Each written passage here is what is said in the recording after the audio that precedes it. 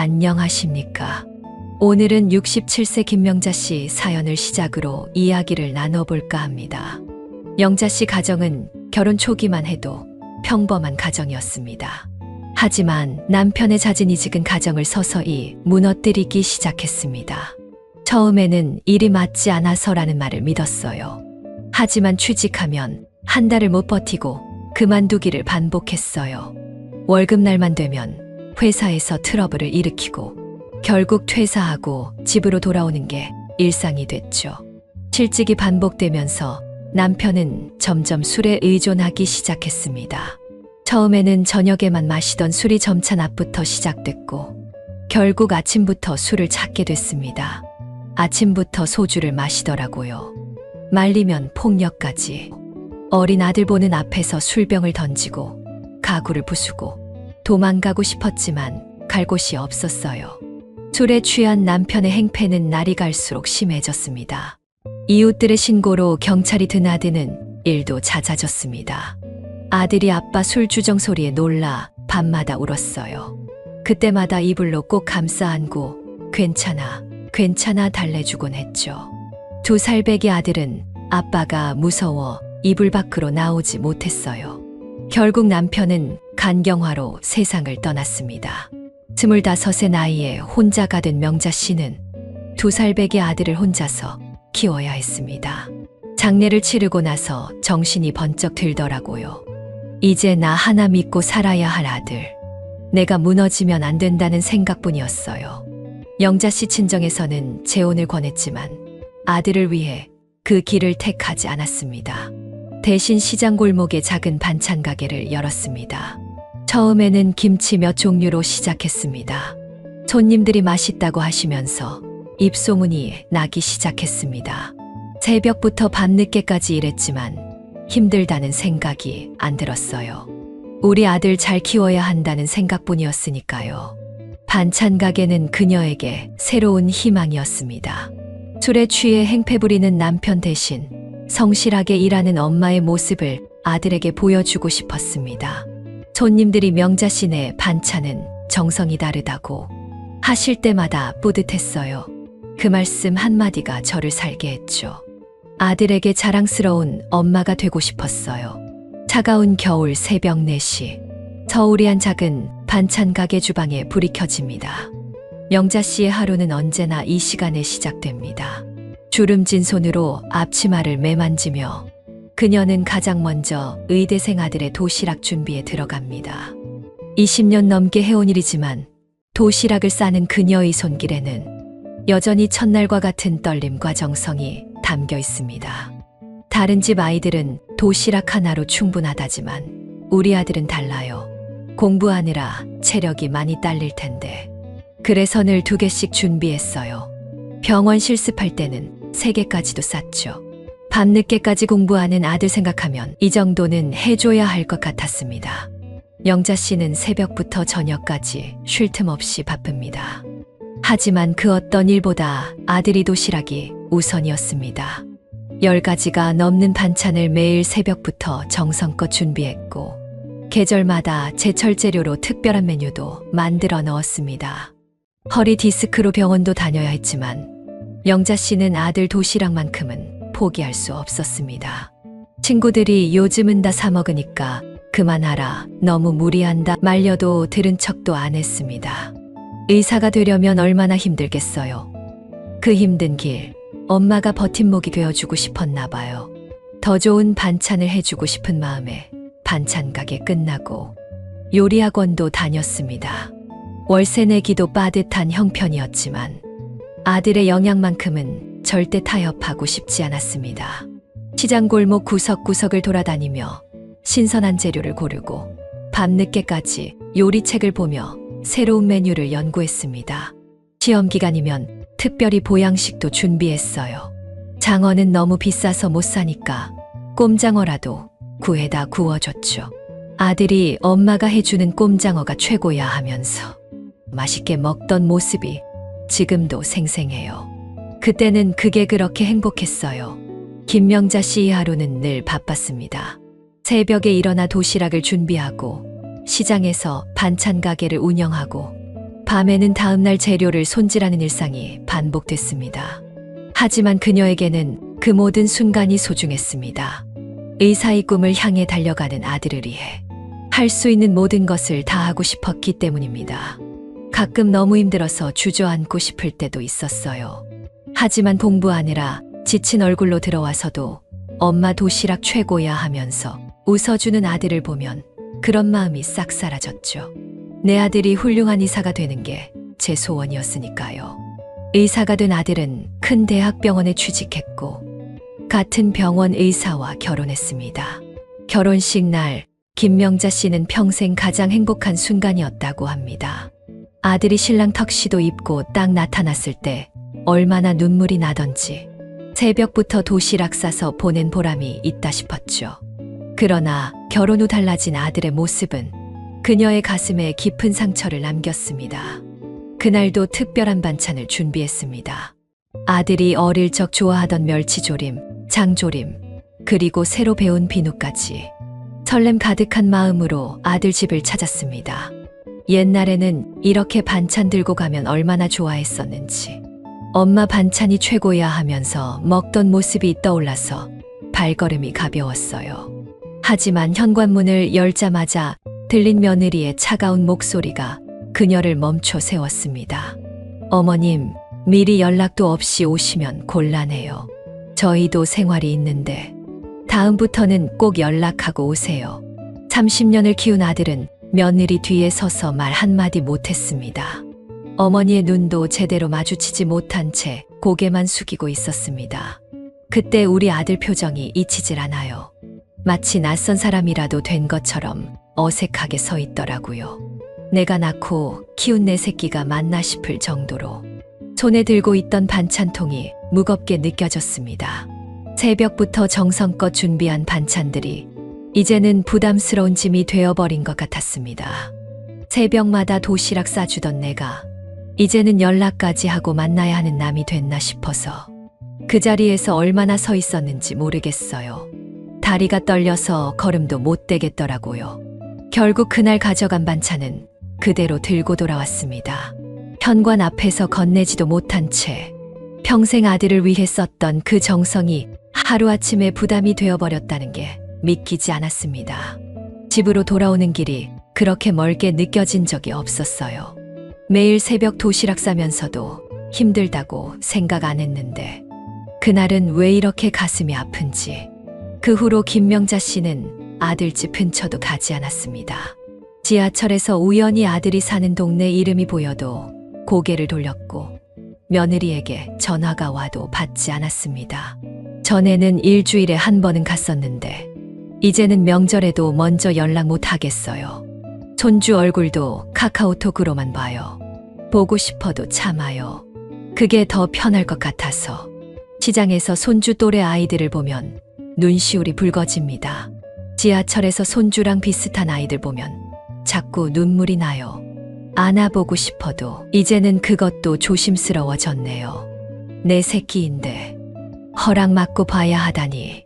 매일 아침 도시락을 준비하던 그 시절이 이제는 꿈만 같습니다. 가끔 꿈에서 어린 아들을 만나요. 그때는 내 품에서 떨어질 줄 모르던 아이였는데 엄마 도시락 좋아하던 그 아이가 어디로 갔는지. 세월이 참 빠르네요. 이제 와서 생각해보니 내가 너무 아들한테만 매달렸나 싶기도 해요. 하지만 그때는 정말 그게 최선이었는데 내 새끼니까 그럴 수 있다고 생각했는데 그러던 어느 날 명자 씨는 허리 통증 때문에 오랫동안 하던 반찬 가게를 정리하게 됐습니다. 반찬 가게를 정리하고 처음 며칠 명자 씨는 하루 종일 TV만 보며 시간을 보냈습니다. 아들 생각에 잠 못 이루는 날도 많았죠. 우울증 약까지 먹었어요. 잠도 못 자고 밥도 안 넘어가고 세상이 다 무너진 것 같았죠. 30년 넘게 새벽부터 일어나 바쁘게 살더니 갑자기 할 일이 없으니 더 힘들더라고요. 매일 울다 지쳐 잠들기를 반복하던 어느 날 병원에서 충격적인 소리를 듣게 됩니다. 의사 선생님이 이대로 가다간 큰 병 나겠다고 하시더라고요. 혈압도 높아지고 당뇨 수치도 안 좋아졌대요. 심지어 우울증 때문에 면역력도 많이 떨어졌다고 그제서야 정신이 번쩍 들었어요. 내가 아프면 누구한테 의지하겠어요? 아들한테요. 며느리한테요. 영자 씨는 그날 병원에서 나오면서 처음으로 자신을 돌아보게 됐습니다. 30년 동안 아들 뒷바라지 한다고 내 몸은 하나도 안 챙겼더라고요. 새벽부터 밤까지 서서 일하면서 쉬지도 못했고 제대로 된 운동 한 번 못했어요. 반찬 가게 하면서 음식 맛보느라 짜게 먹는 것도 습관이 됐고 그날부터 명자 씨의 생활은 180도 달라졌습니다. 매일 아침 6시 동네 뒷산을 오르기 시작했습니다. 처음엔 숨이 너무 차서 5분도 못 걸었습니다. 다리는 후들거리고 땀은 비 오듯 하고 그래도 포기하지 않았죠. 하루하루 조금씩. 처음엔 5분, 다음엔 10분, 이제는 1시간도 거뜬해요. 산에서 만난 동네 어르신들과 등산 모임도 만들었습니다. 처음엔 둘이서 시작했지만 지금은 10명이 넘는 새벽 산행 회원이 됐습니다. 같이 운동하는 언니들이 제 자식보다 더 잘 챙겨줘요. 누가 안 오면 전화하고 아프면 죽도 끓여주고 생일이면 깜짝 파티도 해주고 이런 게 진짜 가족이구나 싶더라고요. 돈 받고 하는 게 아닌데도 서로 이렇게 챙겨주니 운동을 시작하면서 식습관도 철저히 바꿨습니다. 반찬 가게 하면서 익숙해진 짜고 기름진 음식 대신 현미밥에 채소 위주로 식단을 바꿨습니다. 예전에는 장사하느라 끼니도 제때 못 챙겼는데 이제는 규칙적으로 먹어요. 아침 산행 다녀와서 먹는 현미밥이 그렇게 맛있을 수가 없어요. 반찬도 싱겁게 해서 먹고 과일도 매일 먹고 특히 식사 시간을 지키는 게 중요하더라고요. 새벽 산행 후엔 근처 공원에서 다 같이 스트레칭도 합니다. 한 회원이 요가 강사 출신이라 전문적인 동작도 배웠죠. 스트레칭 하면서 하늘 보고 새소리 들으면 마음이 절로 맑아져요. 예전엔 아들 생각에 울기만 했는데 이제는 감사하다는 생각이 더 많이 들어요. 6개월 만에 혈압이 정상이 됐고 당뇨 수치도 좋아졌습니다. 체중도 7kg 줄었습니다. 무엇보다 달라진 건 마음가짐이었습니다. 건강해지니까 마음도 달라져요. 아들 생각에 울기만 하던 제가 이제는 제 삶이 더 소중하다는 걸 알게 됐어요. 우울증 약도 끊었고 잠도 잘 자요. 거울 보면 얼굴도 환해졌더라고요. 새벽 산행 멤버들과는 이제 한 달에 한 번 가까운 곳 산행도 다닙니다. 지난달엔 처음으로 설악산도 다녀왔습니다. 산 정상에서 일출 보는데 눈물이 나더라고요. 내가 이런 것도 할 수 있구나. 아들한테 매달리지 않아도 이렇게 행복할 수 있구나. 김명자 씨는 힘주어 말합니다. 자식이 효도를 안 해도 괜찮아요. 건강만 있으면 뭐든 할 수 있어요. 내 건강은 내가 지켜야 해요. 그 누구도 대신해 줄 수 없더라고요. 건강이 진짜 효도입니다. 그렇게 건강을 되찾았지만 한 번씩 통장 잔고를 볼 때마다 가슴이 덜컥했어요. 반찬 가게 정리하고 나니 수입이 끊긴 거죠. 통장 잔고가 줄어들수록 불안감은 커져갔습니다. 아들한테 용돈 받자니 자존심 상하고 그렇다고 평생 모아둔 돈을 까먹자니 앞날이 막막하고 밤마다 식은땀 흘리며 깼어요.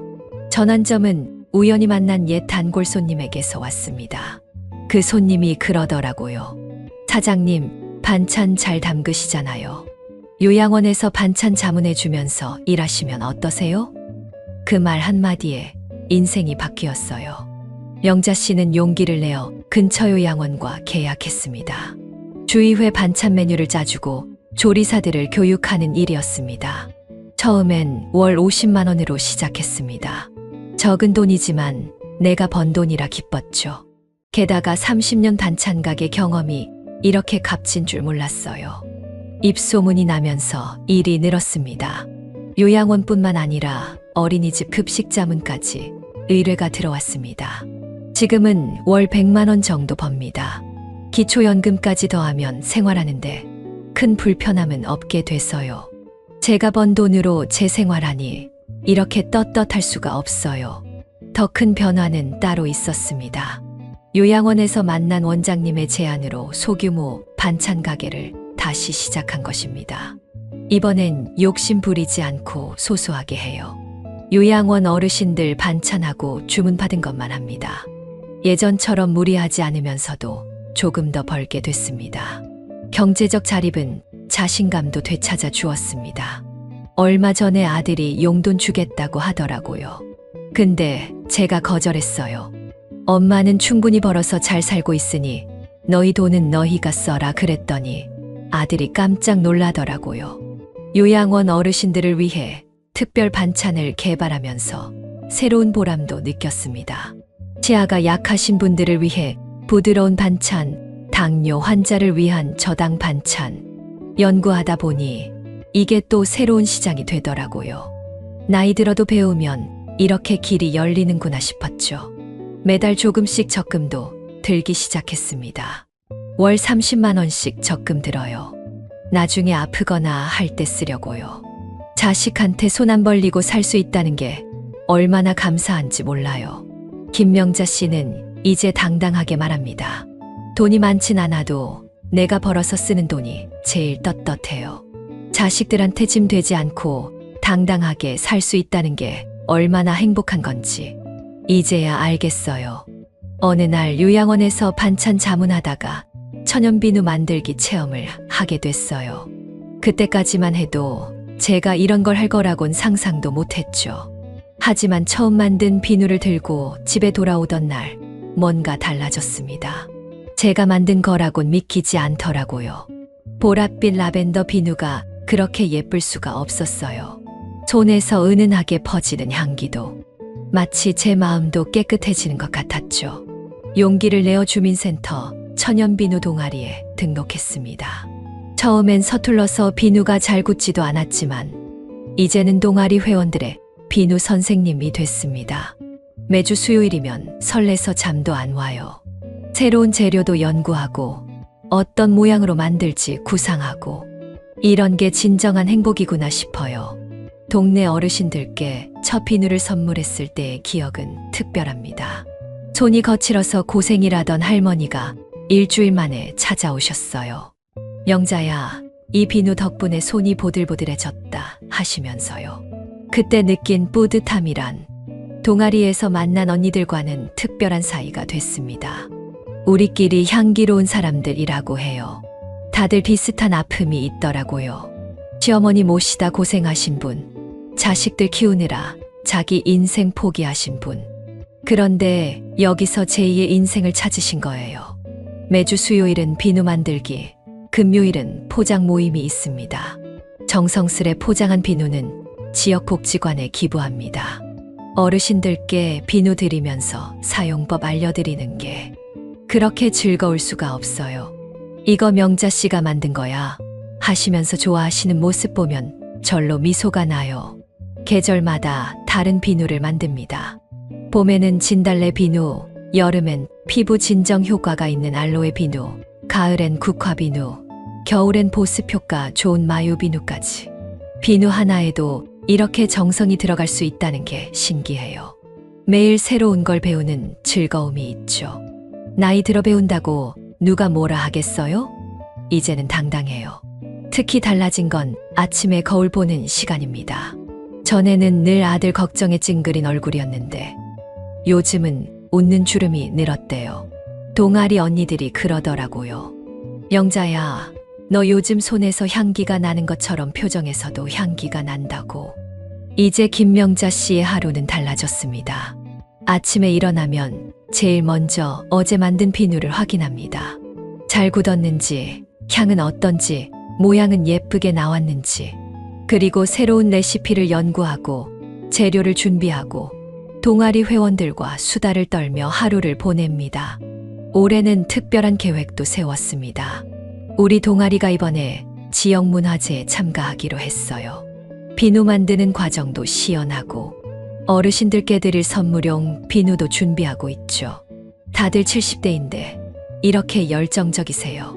김명자 씨는 이제 자신 있게 말합니다.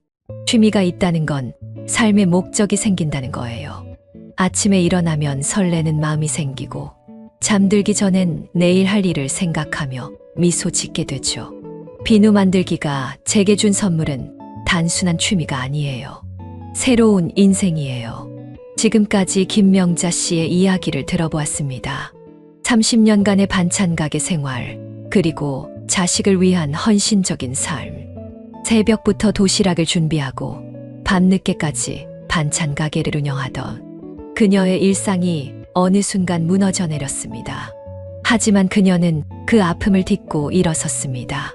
깊은 상처를 치유하고 제2의 인생을 시작한 김명자 씨가 발견한 3가지 행복의 비밀을 함께 살펴보았습니다. 첫 번째는 건강한 몸과 마음이었습니다. 매일 아침 산책으로 시작하는 하루는 우울했던 그녀의 삶을 완전히 바꿔놓았습니다. 불면증약에 의존하던 생활에서 벗어나 자연스러운 수면을 되찾았고 활기찬 웃음도 되찾았습니다. 산책길에서 만난 이웃들과의 따뜻한 인사가 하루의 활력소가 되었습니다. 두 번째는 경제적 자립이었습니다. 30년간 쌓아온 반찬 솜씨를 살려 요양원 자문을 시작했고 이는 안정적인 수입으로 이어졌습니다. 자녀에게 손을 벌리지 않고도 당당하게 살아갈 수 있다는 자신감을 되찾았습니다. 이제는 손주들에게 용돈도 줄 수 있고 며느리 생일에 선물도 할 수 있는 여유가 생겼습니다. 세 번째는 의미 있는 취미 생활이었습니다. 우연히 시작한 천연 비누 만들기는 그녀의 인생에 새로운 의미를 가져다 주었습니다. 같은 취미를 가진 사람들과 만나면서 새로운 인연이 생겼고 직접 만든 비누로 이웃과 나눔의 기쁨도 알게 되었습니다. 취미는 단순한 시간 때우기가 아닌 삶의 새로운 목적이 되었습니다. 이러한 변화는 가족관계 개선으로도 이어졌습니다. 이제는 아들이 먼저 연락해오고 며느리와의 관계도 자연스럽게 회복되었습니다. 손주들과도 편안하게 만날 수 있게 되었고 가족 모두가 김명자 씨의 변화를 긍정적으로 받아들이고 있습니다. 더욱 놀라운 것은 그녀의 변화가 주변 사람들에게도 긍정적인 영향을 미치고 있다는 점입니다. 복지관의 다른 어르신들은 그녀를 보며 용기를 얻었다고 합니다. 늦은 나이에도 새로운 도전을 하는 모습이 많은 이들에게 희망이 되고 있습니다. 노후의 행복은 결코 자녀나 배우자에게 의존하는 것이 아닙니다. 스스로 만들어가는 건강하고 당당한 삶, 그리고 나눔의 기쁨을 아는 따뜻한 마음이야말로 진정한 노후 준비일 것입니다. 우리 부모님 세대는 자식을 위한 희생을 당연하게 여겨왔습니다. 하지만 이제는 새로운 변화가 필요합니다. 부모님의 행복이 자식의 행복으로 이어진다는 것, 서로의 삶을 존중할 때 진정한 가족의 의미를 찾을 수 있다는 것을 기억해야 합니다. 여러분의 노후는 안녕하신가요? 지금 이 순간부터라도 새로운 시작을 해보는 건 어떨까요? 우리 모두가 김명자 씨처럼 인생의 두 번째 봄을 맞이할 수 있기를 희망합니다. 건강한 몸과 마음으로, 당당한 경제력으로, 의미 있는 취미 생활로 여러분의 행복한 노후를 준비하세요. 인생은 결코 늦은 때가 없습니다. 지금 이 순간이 새로운 시작이 될 수 있습니다. 오늘 영상이 여러분께 작은 희망과 용기가 되었길 바랍니다. 다음 영상에서 더 값진 이야기로 찾아뵙겠습니다. 구독과 좋아요, 알림 설정 부탁드립니다. 감사합니다.